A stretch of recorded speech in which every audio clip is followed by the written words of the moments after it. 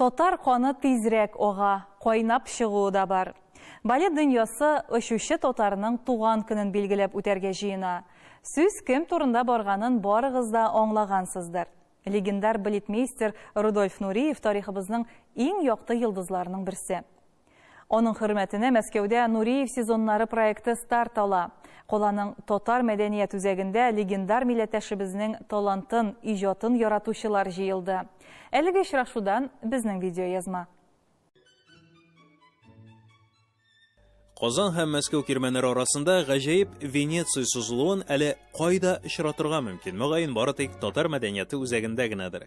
Бу көннәрдә монда Нуриев сезоны мәдәни проект ачылды. Ул танылган артист биюче Рудольф Нуриевка багышланган.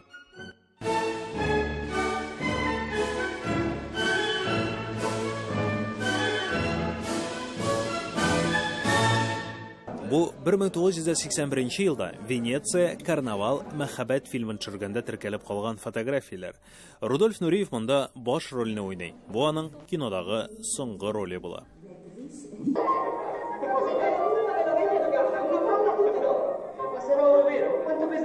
Оештыручылар әлеге кино тасманы юкка гына сайламаган. Эш шунда күп еллар Россия тамашачысы бу фильмны караудан мәхрүм булды. Он был человеком свободолюбивым, и он доказал своим творчеством, своей жизнью, что у культуры нет границ и быть не может. Поэтому мы своим проектом пытаемся доказать то же самое. Нуриев сезоны проекты үч шәһәрне Мәскәү, Уфа, Казанны берләштерә. Рудольф Нуриевның әнисе үзе Татарстаннан, әтисе чыгышы белән Башкортстаннан.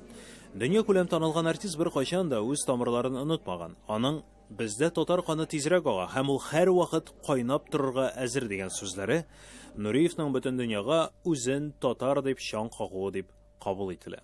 Мин күрдем первый раз Рудольф Нуриев на балетта. И бекинде сакландым.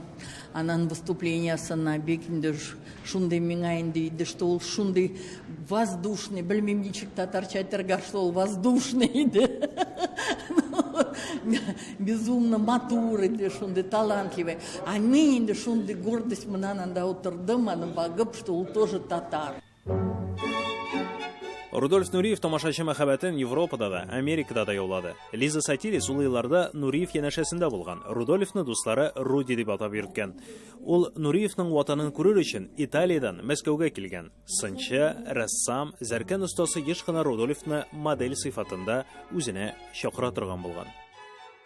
La sua curiosità, che è una caratteristica della ricerca continua dei bambini, la sua voglia di conoscere e di imparare, di vedere, di scoprire soprattutto.